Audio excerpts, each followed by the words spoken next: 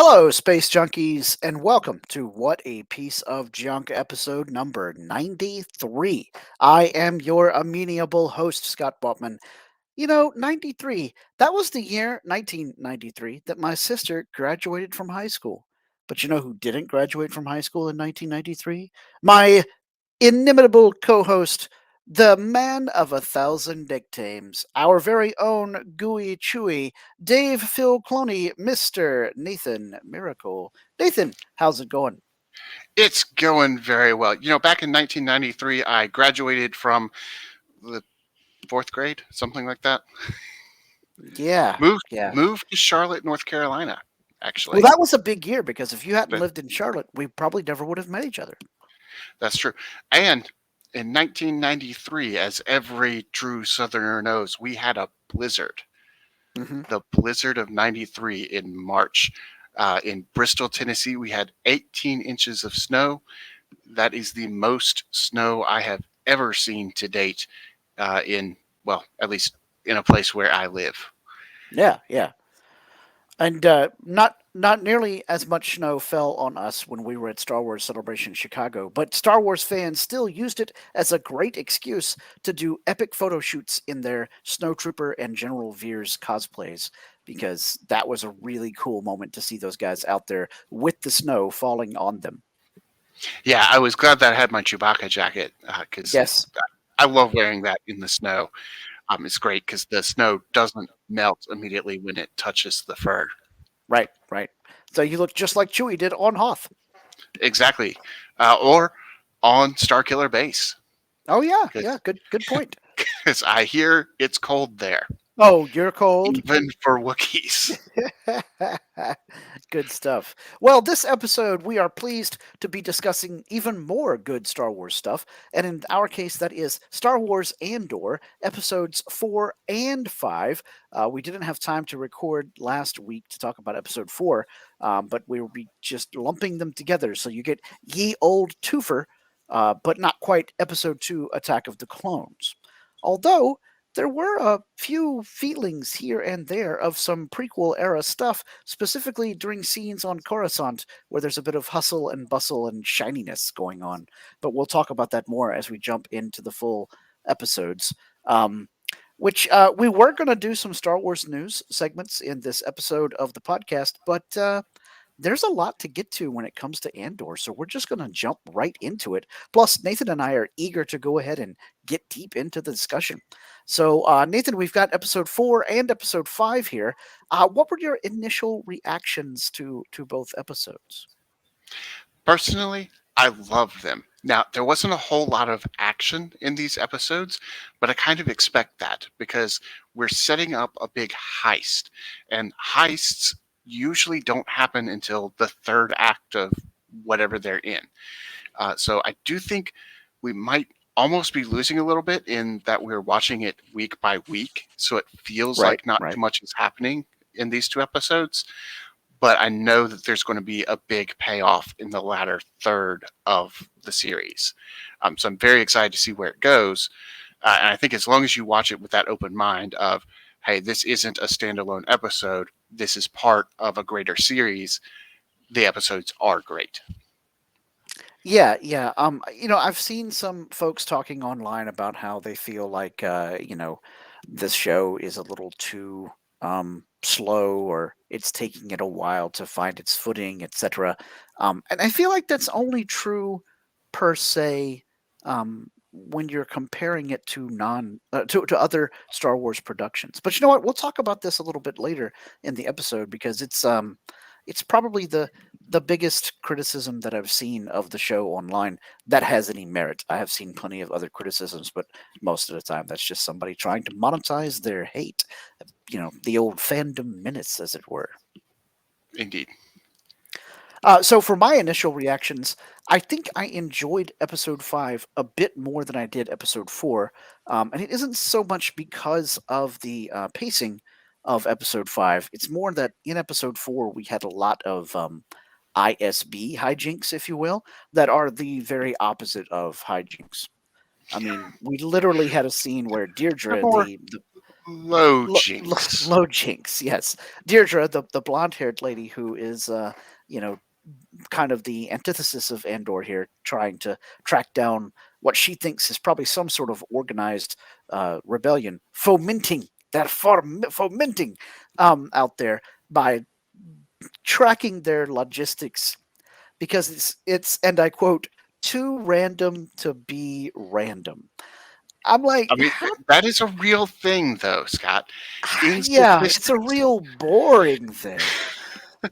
okay, well, as a math guy, in Uh huh. statistics, there is a certain amount of randomness you expect, but randomness in and of itself creates patterns.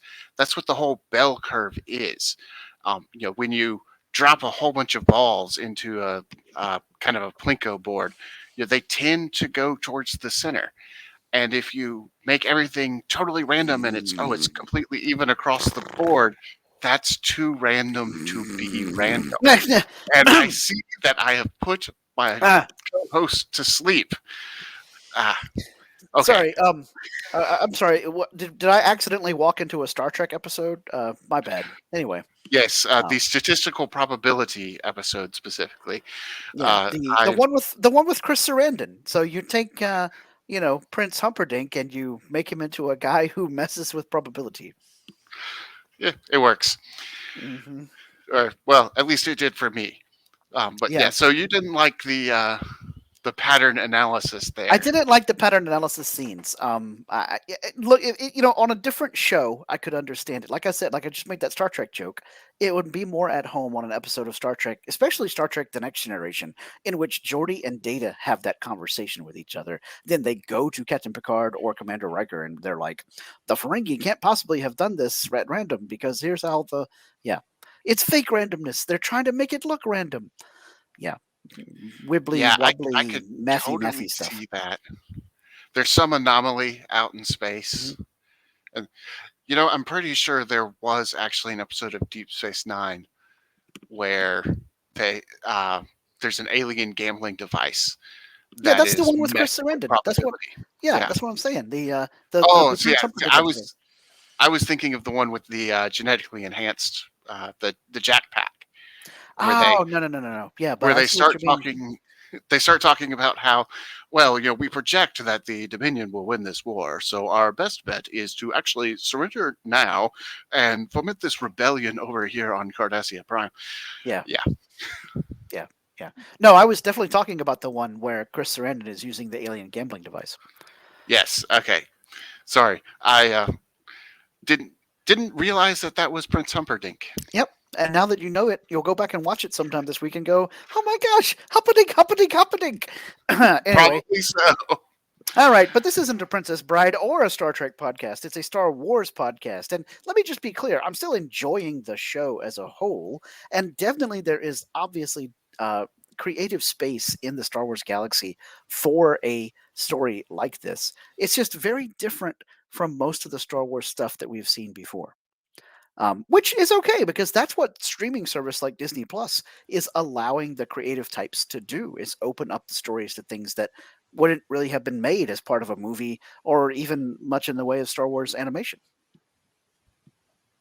So I think that's good.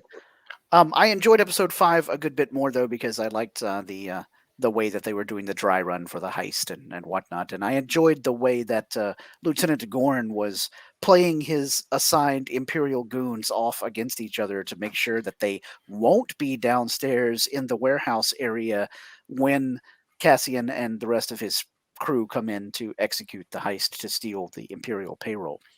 Yeah, that was a great little bit of reverse psychology. But hey, I thought you said this wasn't a Star Trek podcast. Yeah, What were you doing talking about those reptile guys? wrong Lieutenant Gorn, but it'll Oh, be okay. yeah, but it's cool that they're borrowing.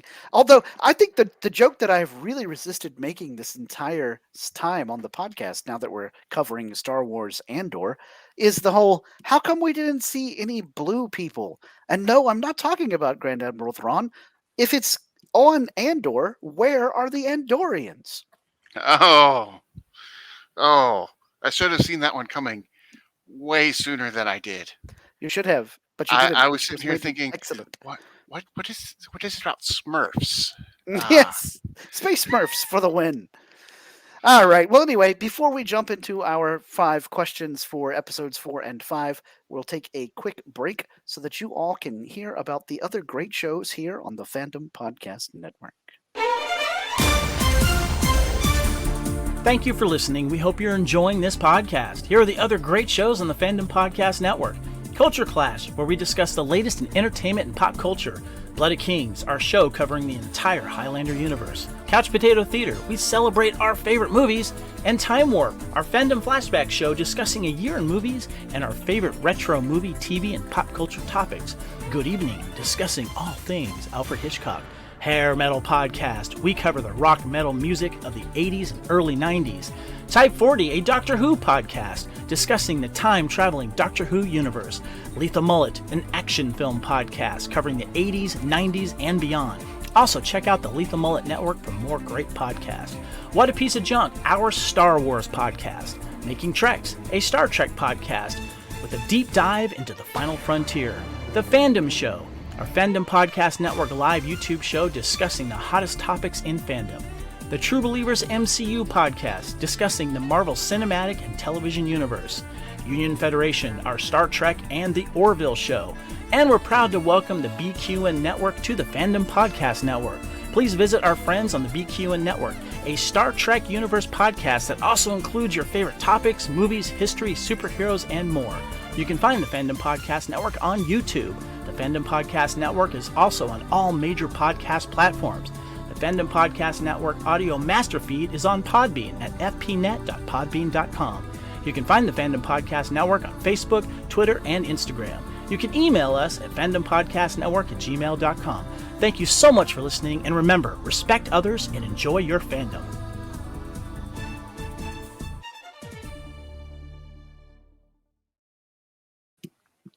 All right, great. Thank you so much, Kevin. Please check out those awesome shows. Okay, Nathan, time for the 5 questions. Derek is unfortunately not available for us to record with him this episode, so we're just going to go around the table with you and I tete-a-tete. So, very well. what did you like most about these episodes? You can do, 1 for 4 and 1 for 5, or just top of each, or whatever. Well, I'm going to go one for each. So the thing I liked most about episode 4 was Skarsgård Yeah. playing Luthen.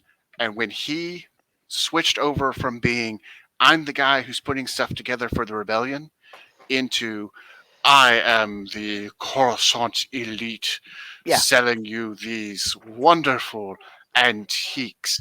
Yeah. Seeing him make that transformation just in real time, all he did was slick back his hair and change the way he waved his hands around. Totally different person. Yeah. Like, Now, do you feel like maybe he had a little bit of hairpiece going on? Or do you think he just, restyled his existing hair? I thought he had a little bit of hairpiece going on. so I think there's two ways to answer that question. I think the first is real world. Yeah. Oh, yeah. Probably so. I think within the fiction of the Star Wars universe, though, it's supposed to be that he just slicked his hair back. Okay. All right. I'll accept that. He's kind of like Master of Disguise, but, he doesn't do anything too outlandish, so it looks natural. Yeah, it's the blending in by, it's the hiding by blending in rather than by actual hiding. Yeah. He's right there. but no Imperial is going to walk in there and think that this guy is coordinating a rebellion. Right. Which is great. But when Andor meets him, or should I say Andor, when they meet, he's clearly the guy putting together the rebellion. So seeing the same actor switch between almost two different characters, was just stellar, wonderful acting. And there's no shortage of good acting on this show, but he is just absolutely top notch. So that is my answer for episode 4. Yeah. For episode 5, my favorite part was when Andor said, we should switch sides. He's left-handed. Mhm. I'm right-handed. Our guns should be pointed to the outside. And the reason that was my favorite bit is because I don't think we've had any reference to handedness in the Star Wars universe before this point. Now, that's not to say that we haven't had people, using their right hand or their left hand to shoot blasters or swing lightsabers or whatnot, but it's never been brought up. It's Yeah, I think never you're been a right. plot point. It was never been brought up, as by a line, right? By someone Right. mentioning it by name. Although Luke makes it a point in Return of the Jedi to notice that he and his father are both right-handed, and they therefore, at that point in time on the Death Star 2, have both gotten cybernetic hands because their Right. right Yeah, they sword both arm has lost been there. cut off. Yeah, yeah, interesting. Okay, that's cool. I really like that answer. Yeah, but then it makes me wonder, what about alien species? Because Mm, humans are apparently predominantly right-handed, although some are at least somewhat ambidextrous. yeah. He favors left but shoots right, or vice Yeah, versa. Nimic is the guy who favors left but shoots right. And then of course I think one of the ladies in the rebel team on Andor, Cassian made sure to point out that she was left-handed. Yeah. Yeah, yeah, she went around like, okay, tell me everybody's, Yeah. which showed that he was paying attention, which I also loved that piece of it. I like the handedness part a little more, but the fact that yeah, it's like, yeah, I can give you all of these things that you didn't even know I was looking for. Yeah. Yeah, that's pretty cool. Well, that's similar to my favorite thing about episode 5, uh, which is also a minute detail thing because that's, an important part of a heist story. It's during the scene in the tent where Cassian is talking to the rest of the other two members of the team, and she's asking him to tell her how the launch lever works for the freighter, and he deduces very quickly that they don't know how it works, that he could say just about anything, and he won't answer their question. He just keeps like, you don't know how it works, you don't know how it works. And he gets down to the point of saying, what were you going to do if I didn't join the team? And they're like, we would have figured it out. And he goes, no, you would You have. Yeah. Y'all would So be dead. yeah, that was a really great part of episode 5, and him trying to basically explain to them, after he gets outed for having the kyber crystal that's worth a small fortune that Luthen gave to him. He basically tells them, yes, I'm a professional, but that means I'm so much better at all of this stuff than the rest of you, and without me, yeah, you're gonna die, you're gonna be totally boned. um So my if you want to bug out now, Yeah, you can do it, yeah, but don't blame it on me. right, Like, I'm the one person here who knows what we're doing. right. And my favorite thing, the thing I like the most about episode 4, was also dealing with Luthen as antiquities dealer, but I just loved them showing his antiquities shop and stuffing it to the gills with stuff that people like us would be all, oh my gosh, it's the thing from the thing. And it's like that meme of Leonardo DiCaprio from Once Upon a Time in Hollywood. Oh, and he's drinking the beer, Anyway, or Captain America. I understood that reference from Avengers. Yes. Yeah. Um, yeah, so I loved seeing all the little artifacts in the background. Specifically, I loved seeing the stones from the Worlds Between Worlds. What the heck? How did Luthen get those? Mind blowing stuff. And I wonder. It makes me think though that they're not going to do anything else with them. They were just there as a hey, check this out. Oh, Uh, I'm sure. Yeah, absolutely. Either that or they're going to be absolutely critical to the plot. One or the other. right? Yeah, it's There- it's, it's there's Chekhov's rocks. there's no way that they're going to be used but not be an absolutely critical thing. Yeah, It's one extreme or the other. yeah, exactly. Cool. Okay, so question 2: what did you like least about these episodes? I really haven't given that much thought. Um, I guess for episode 4, at least, I might agree with you that the ISB scenes were Mhm. not exactly thrilling. Not that I didn't like seeing the ISB, but they did kind of draw out a little too much, in my opinion. Yeah. And it was a little weird to me to see kind of the infighting within the ISB, because up to this point, the ISB has always been kind of a mysterious organization. Mhm. And when they show up, like everybody else snaps to attention. Yeah. You know, it's like the Spanish Inquisition. No When one ever expects no the one ever expects them, ISB. but when they show up, you can bet that you're going to get poked with fluffy pillows. No, wrong Spanish Inquisition. Mr. Thingy. All right. Um,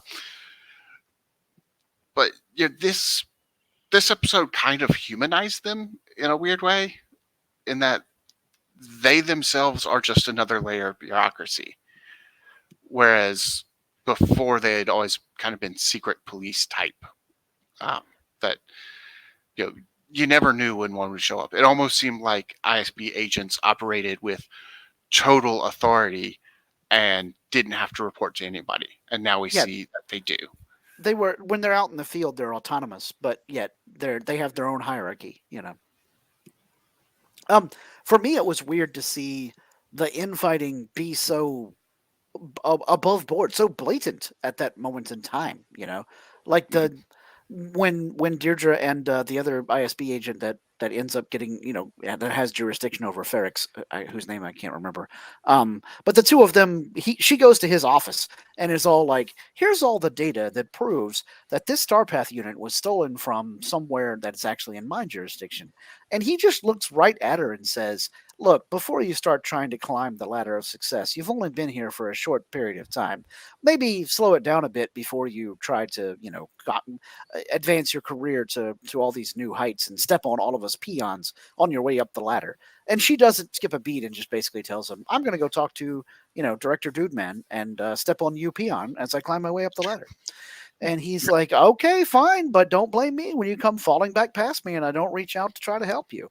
So he's right. She definitely shouldn't be doing those things, but it just shows that a certain type of person often gets attracted to or assigned to the Imperial Security Bureau because Dude Man already knows exactly what she's up to when she comes to his office to be all, you know, jurisdiction, my jurisdiction.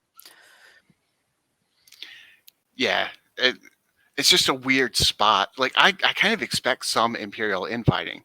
I mean, we've had that all the way back to the original Star Wars with Admiral Mahdi and General Tage, and you know, this battle station is the most advanced. You know, the rebels don't pose any threat, and you know, yada yada yada. The line But from Monty is, "This station's now the ultimate power in the universe. I suggest we use it." And I know that because A, it gets quoted a lot, and B, back in the day, a lot of radio stations would play that sound clip about their radio station when they do promos. So, "You're listening to WMMY. This station is now the most ultimate power in the universe. I suggest we use it." yeah, but you know, we had an ISB agent in that meeting, Colonel Wolf Yularen. Yep. And he didn't seem to engage in that fighting. But maybe that's because he was playing Tag and Monty against each other. Maybe. Because it seems like something that an ISB would probably, do. actually, Probably, now that I think yes. about it. Yeah. Yeah, and the tradition continues on the dark side to have all the infighting because you have an almost exact echo of that scene in The Rise of Skywalker when General Pride and the other dudes at the First Order conference table on the Finalizer are arguing amongst themselves, and Kylo Ren silences them very similar to the way his grandfather did by hurling somebody into the ceiling. Well, you know, we had that in The Last Jedi, too, with Captain Kennedy. And Hux, you know, told him, "Oh, scramble your fighters now." And he's like, "We should have scrambled fighters 5 bloody minutes ago." Yep. You know, because they didn't want to listen to their elders in the First Order. Anyone with experience was deemed not worth listening to. Yeah. Yep. Totally. Well, my answer to question 2 should be super obvious. I also disliked the part of episode 4 where we had all the ISB, but not for the infighting, for the not for the too random to be random logistics analysis, yada yada yada.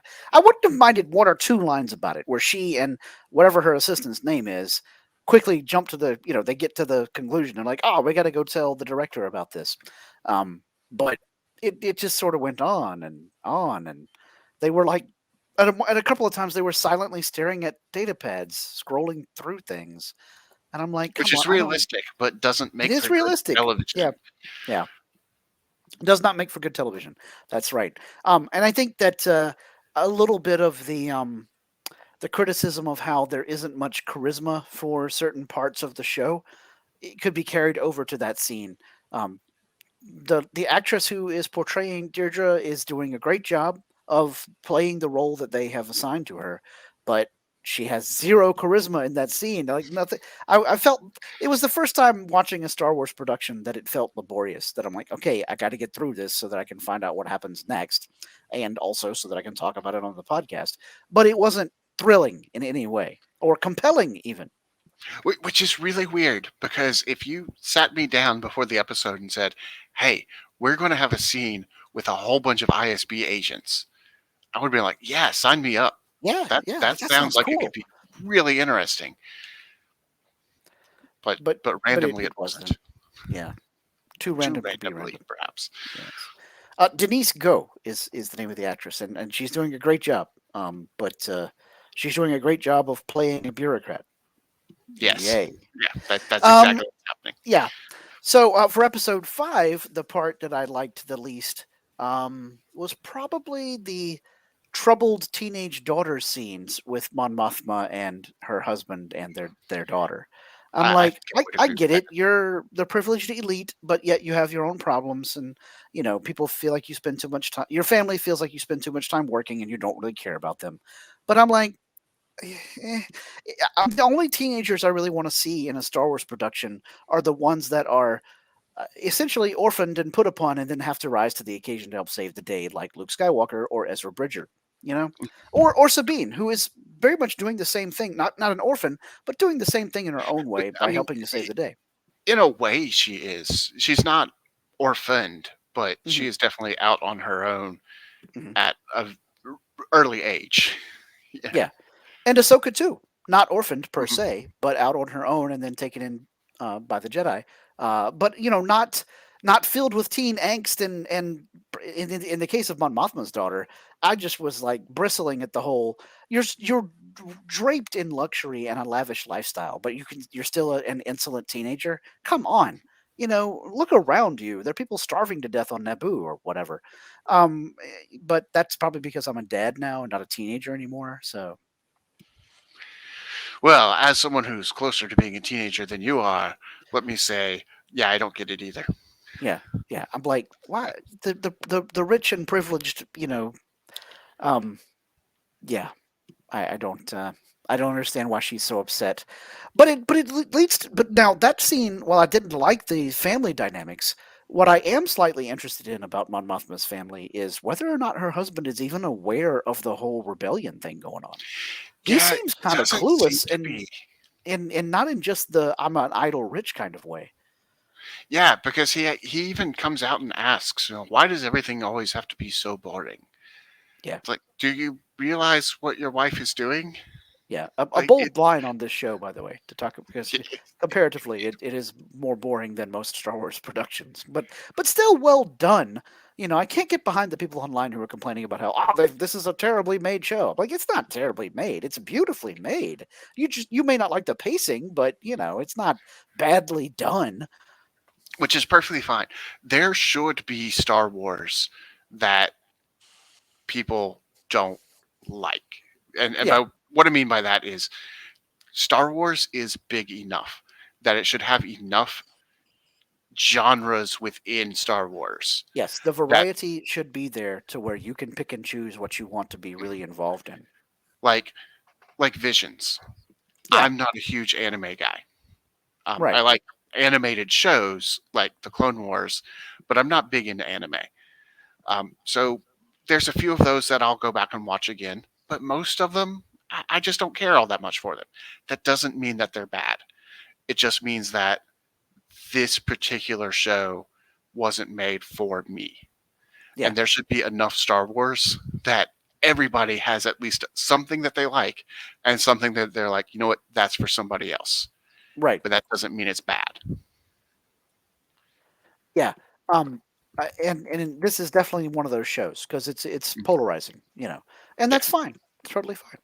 All right, so question number the three: what connections did you draw between this episode and the rest, or the other episode and the rest of the Star Wars galaxy?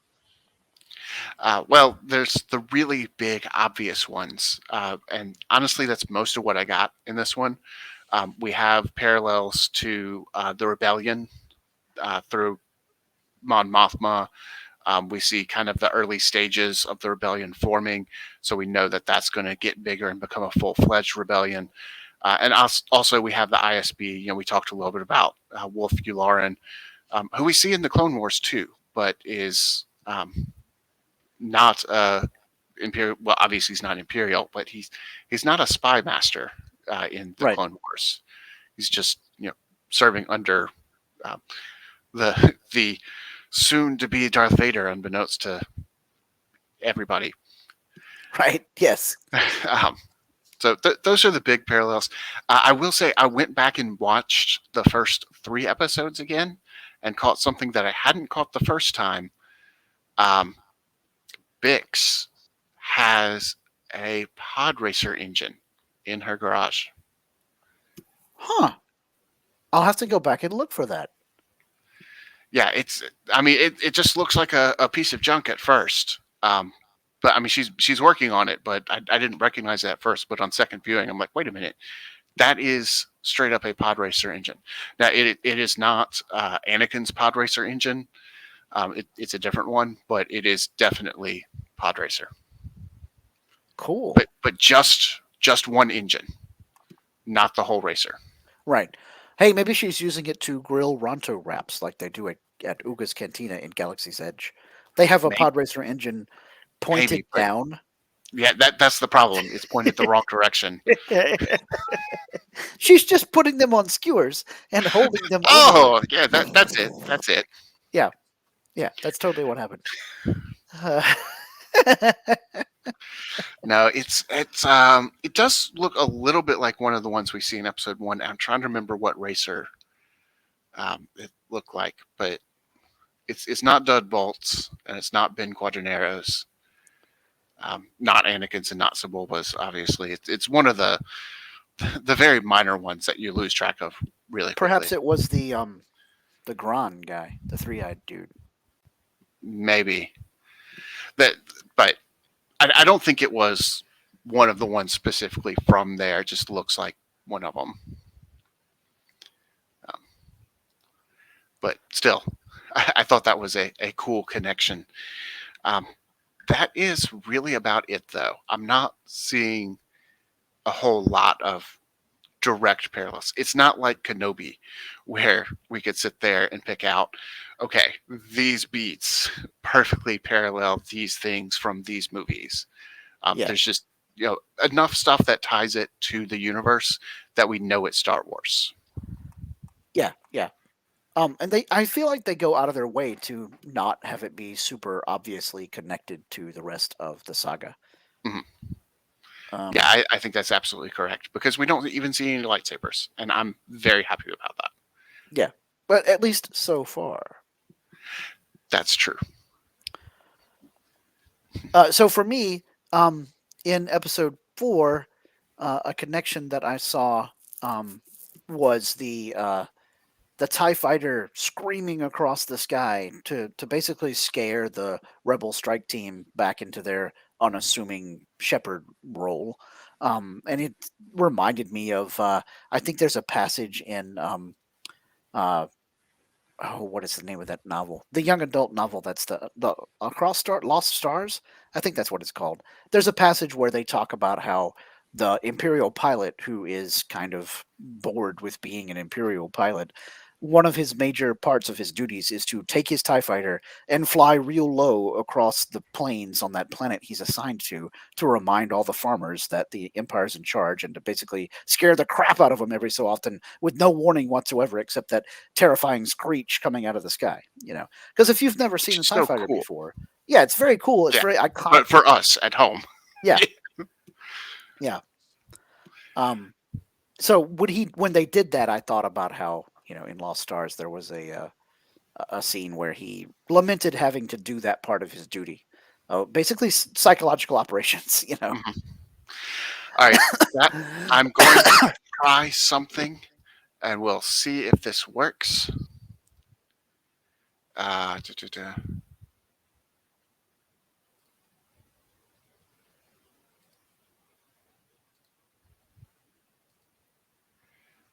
All right, Are you screen sharing? I am screen sharing. Okay, all Can right. can you see my I screen? I can now that I've added it to the stream. All right. Well, can you see what's on my screen, or is it a big black box? Um, all I see is the caption of "On what? A jealous husband." Okay, well, I'm going to stop sharing then. So apparently, I know some streaming services do this. I can't just show you A picture. a picture Yeah, from the episode itself, but if you go back to the first episode at timestamp 2140, yeah. you can see the pod racer engine. Bix and Cassian are talking, and she's going around getting parts for it. Um, and it looks like she's actually got two engines, but they aren't connected to each other. Oh, maybe she's in the process Uh, of building a pod racer. Seems likely, yeah, because there's another one over there. So yeah, go check it out. I mean, Yeah, not yeah. right now. Listen to Yeah, the yeah. rest of our podcast, then go Right. check it out. Yes. Yes. Yes. So the other thing that I saw, so in episode 5, the connection that I had to the rest of the Star Wars galaxy was Nimic's manifesto that he was talking about writing, and I'm trying to find the quote that I loved where he's talking to Cassian about how terrible the Empire is. Um, of course, I cannot find that one quote at this moment in time. Do do do.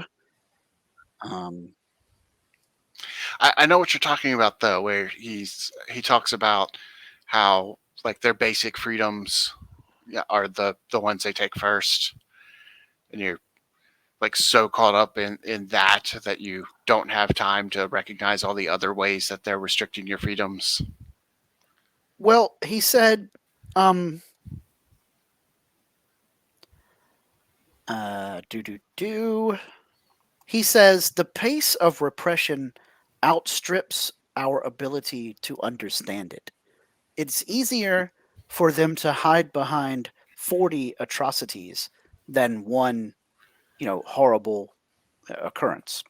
I had to paraphrase a bit because I can't remember the exact phrasing, but um, yeah, when he says it's easier to hide behind 40 atrocities than one big horrible thing, I was just like, man, this kid absolutely understands the way that dictatorships work and the way that oppressive societies come into being.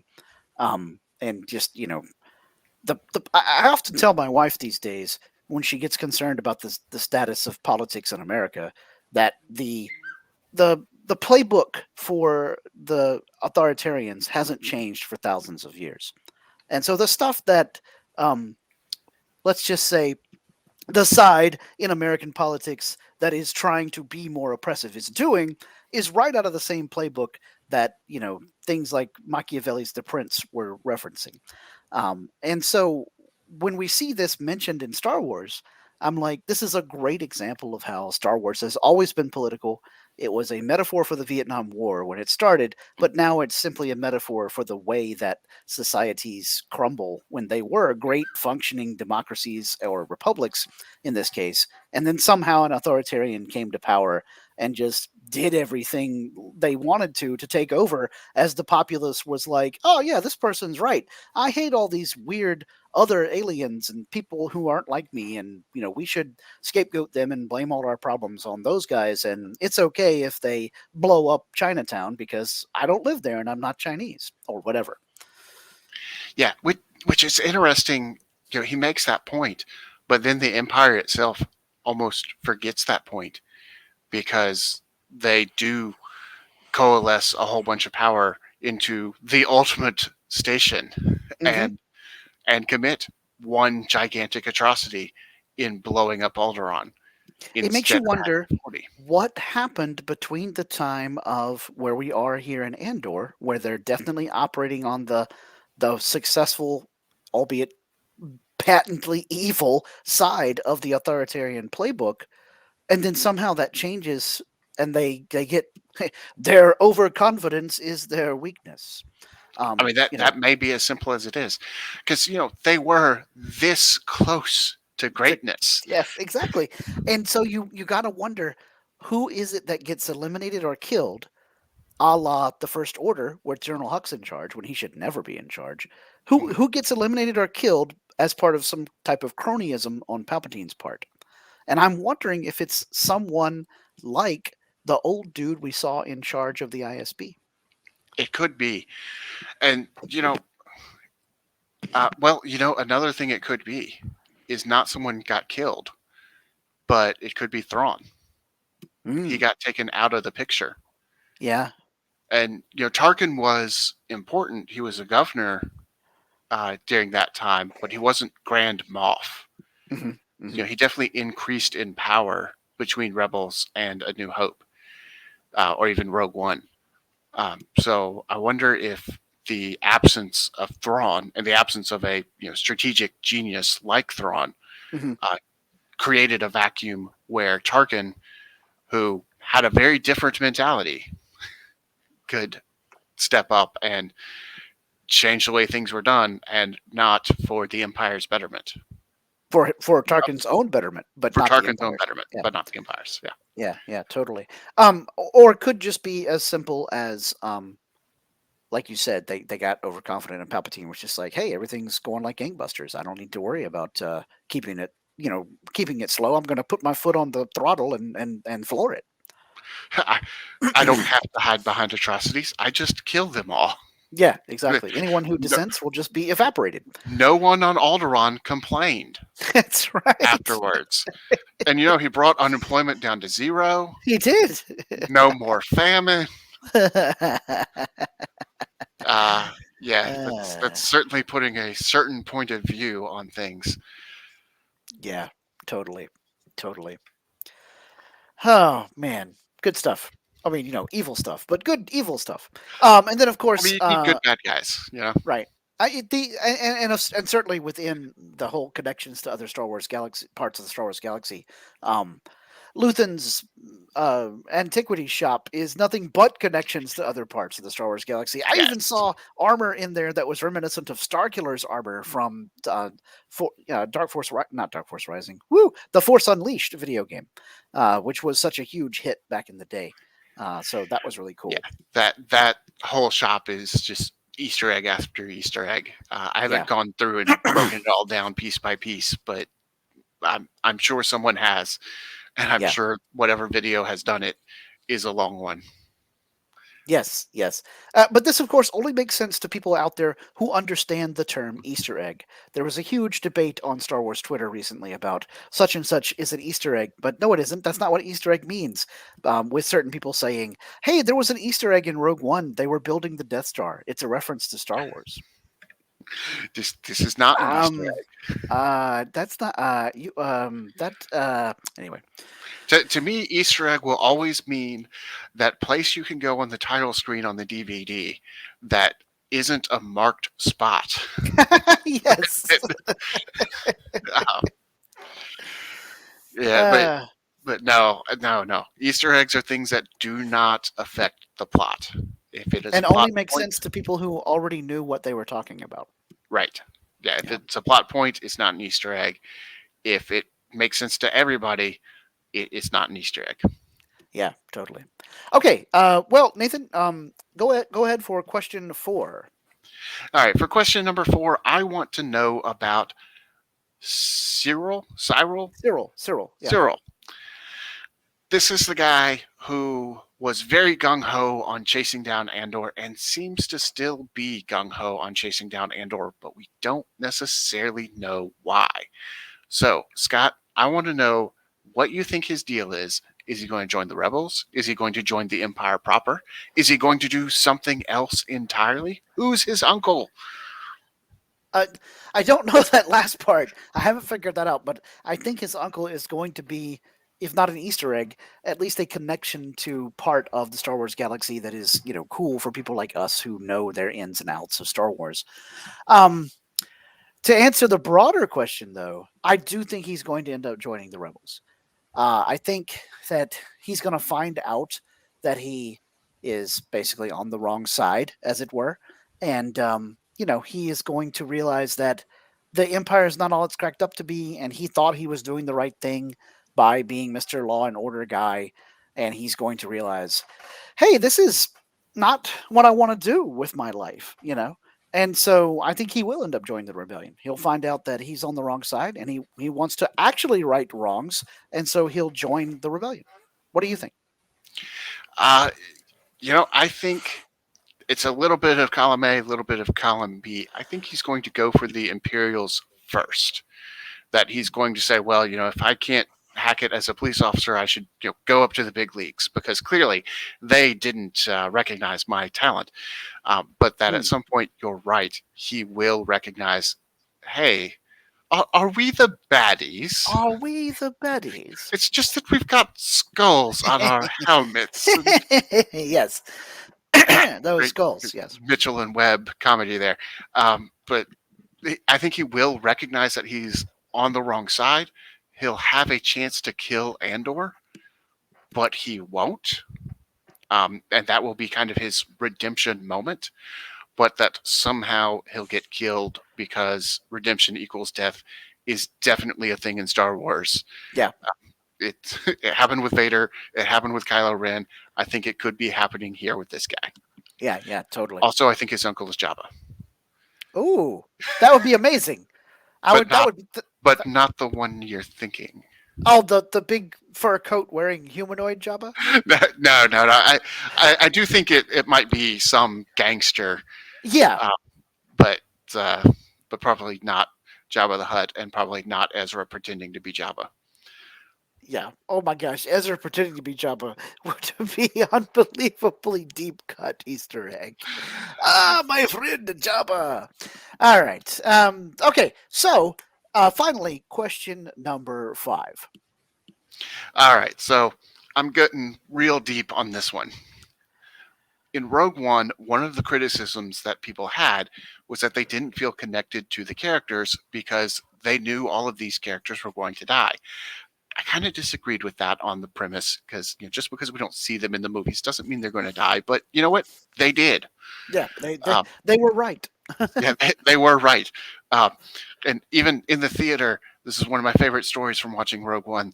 There's a bunch of girls sitting behind me who, once they realized everyone was going to die, said, "Not Asian Hagrid." Even Asian Hagrid died. He did. She did. They all did. They all did. But that is a criticism of Rogue One. Remains a criticism to this day. We just don't necessarily care about these characters. Well, Andor is a prequel as well. Is that influencing how you see these characters? How you see the rebel cell that Cassian Clem. is pretending to be Clem, is joining, or Luthen himself? Does that play a role in how you are experiencing this show?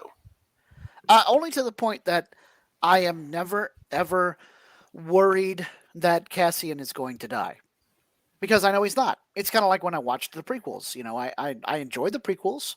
I think episode 1 is the best of the prequels. I enjoy 2 and 3 for what they are. Attack of the Clones is my least favorite Star Wars movie, but it's still a Star Wars movie, so I like it. But I'm never worried that Obi-Wan or Anakin or Yoda are going to die, because I've seen them in other movies that take place after these movies are over. So the same deal here with Cassian and Mon Mothma to a certain degree. Right. I know that Cassian and Mon Mothma are not going to die, and they're not going to get captured and thrown in jail. Or if they do, it will be for a limited amount of time. Yeah, they'll escape, or they'll get out for having served their time or whatever. But now the rest of these people, other than Saw Gerrera, who hasn't shown up yet, but we know is coming, I'm very concerned that they're all going to die. I think that at least 1 or 2 of the members of Cassian's heist team this season are going to die, if not everybody but Cassian. I could see the writers having everybody but Cassian die or get trapped or captured, and Cassian breaks free in the freighter all by himself, bursting with credits. And then he really has to be all, oh, what am I going to do with this? Because I could fake my own death and just bail out with, 3 million credits or whatever it is. Sure.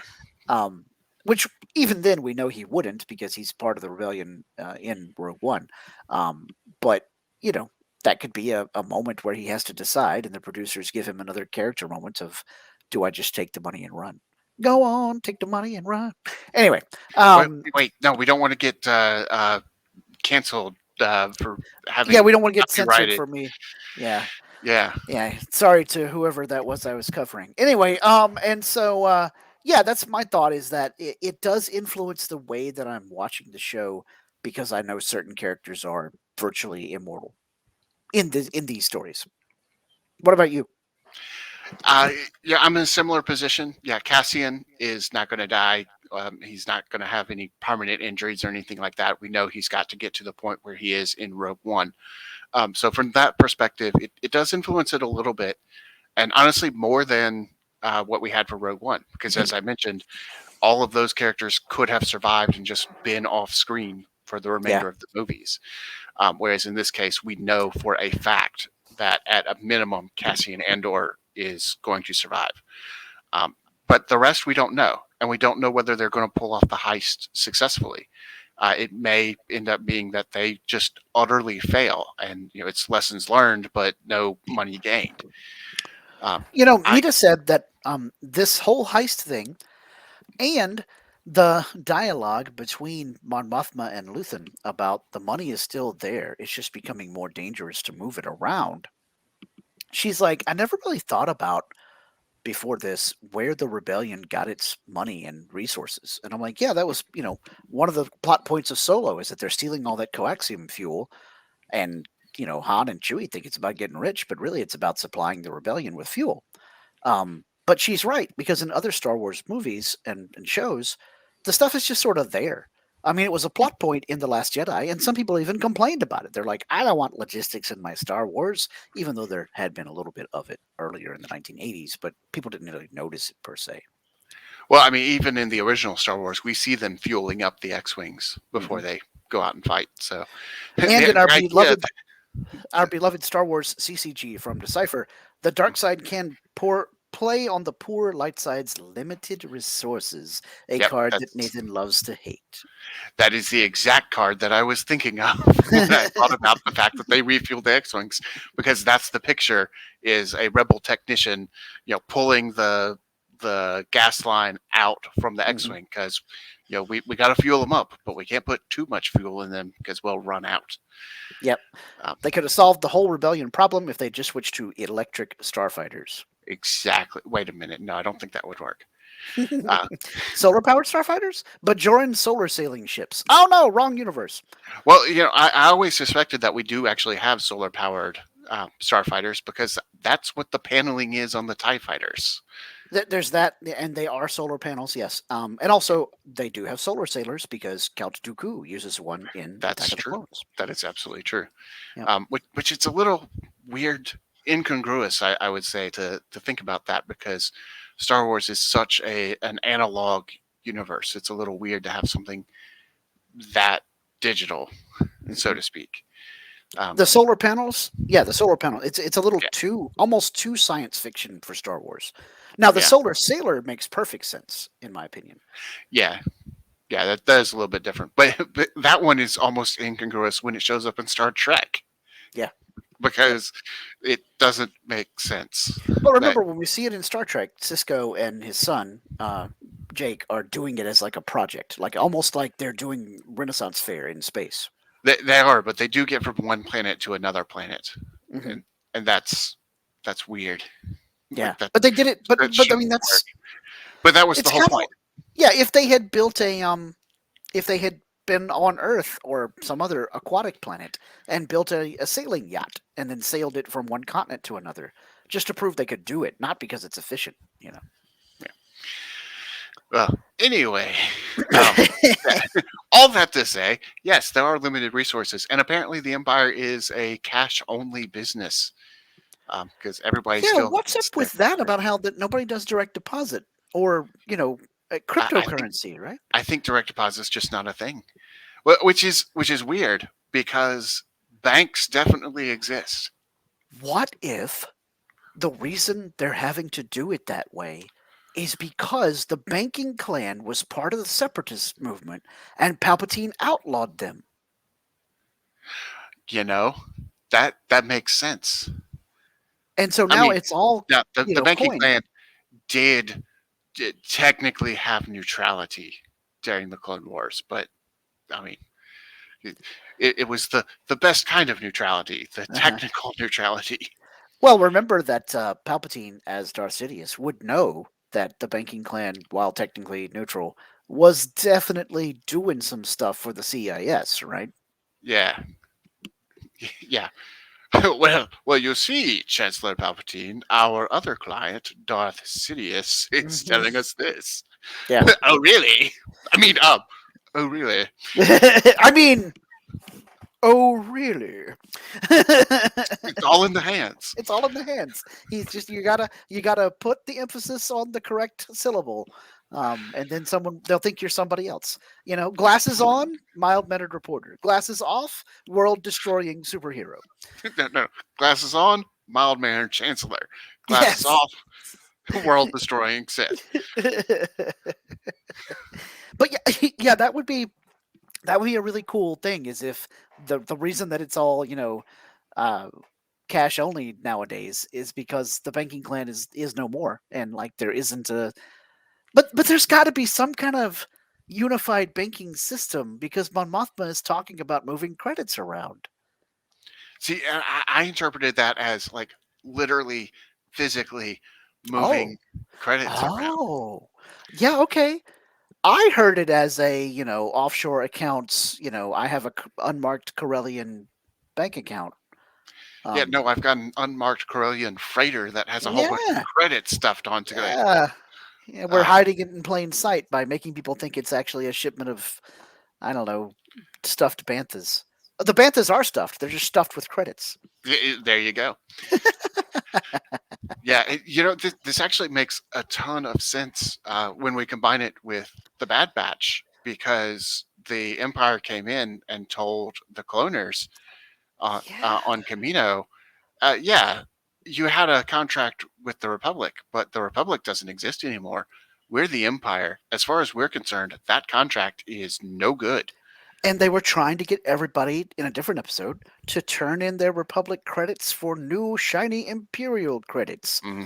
Because if it was all digital crypto type deal, you wouldn't have to do that. You just push a button and you rebrand everything. Yeah, Oh my gosh. Yeah, but like you're saying, it's more the analog currency than digital currency. mhm. Crypto. but it could very well be because the Empire said, you know what, we had the banking clan, and that's part of the reason we had this whole big civil war Yeah, between the yeah, Separatists and the Republic. So we're outlawing them, and now you've got to use our credits. yeah. Okay, Wow. okay. Jot down notes. We're going to make a theory video about this. Yes, absolutely. And meanwhile, here on Earth, everybody buy crypto because obviously that's about what liberty is about. Anyway, okay, so that's it for the questions this week. So let's go ahead and do, even though Derek's not here, his favorite part of the show, what Star Wars t-shirts are we wearing this week? And I am wearing the aforementioned Grand Admiral Thrawn with the cover from the most recent Thrawn books. Just such a beautiful shirt. It's got the big blue guy himself front and center with his cool Chiss ascendancy icon thing behind him with all the reptilian looking worm deals. And we've heard a rumor recently that Lars Mikkelsen really is going to play the live action Thrawn in the Ahsoka series. It's almost guaranteed that there'll be a live action Thrawn because he's been name dropped by live action Ahsoka already in The Mandalorian. And Mikkelsen is the dude that did the voice for Grand Admiral Thrawn in Rebels. So having him be the live action Thrawn would be cool, and it would give me another reason to keep wearing this awesome t shirt. Nathan, what you got on? And just to jump in there right quick, like physically, he can do it. Yeah. He looks enough um, like Grand Admiral Thrawn to, you put blue paint on him, he will look like Thrawn.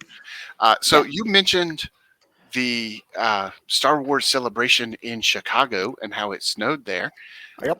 I am wearing a shirt from Star Wars Celebration Chicago. Nice. This is the Max Rebo Band. We're on a mission from Jabba. Good times. It's a nice Blues Brother reference there, since this was in Chicago. I am really loving wearing this shirt. It is one of the baseball tees that has the longer sleeves. It's great for Yeah. this time of year where it's a little bit cooler. So I don't necessarily want to wear short sleeves, but it's not so cold that I want to wear the long sleeves. Right. So for this maybe 2 or 3 day period of the year, I can wear this shirt. Yes. Awesome. Well, if you guys out there want to get your own cool What a Piece of Junk t-shirt or mouse pad or coffee mug or merchandise from any of the other Fandom Podcast Network shows, just head over to tpublic.com and search up Fandom Podcast Network to find our stuff there. And Nathan, let folks know where they can find the show out there on the old interwebs. What is this a test? Do you not know? You don't What know were you how going to to do if I wasn't co-hosting with you? You don't know how the podcasting works, do you? Well, you can find us pretty much anywhere you get podcasts. That would include Apple Podcast, Stitcher, Podbean, Spotify, iHeartRadio, Google Play, and probably some others that I'm forgetting about. But lots of different places you can find us. You can also find us on Facebook. What a Piece of Junk, a Star Wars podcast. Derek runs the Facebook page. Even though he's not here with us tonight, he is still running that. Yeah. You can also email us at whatapieceofjunkpod@gmail.com. Scott monitors that inbox, and he will respond and or bring your email onto the show. Yeah.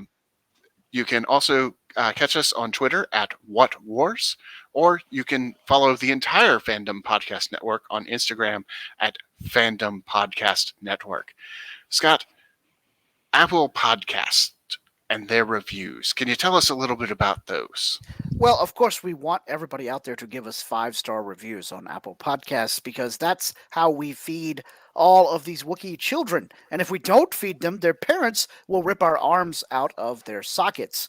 But we also understand the need for you to be honest. So if you don't feel that we deserve 5 stars, give us however many stars you think we do deserve, and then let us know what we can do to make the show more enjoyable for you and yours. Because we do this so that hopefully you guys can listen to it and have a good time enjoying Star Wars with us.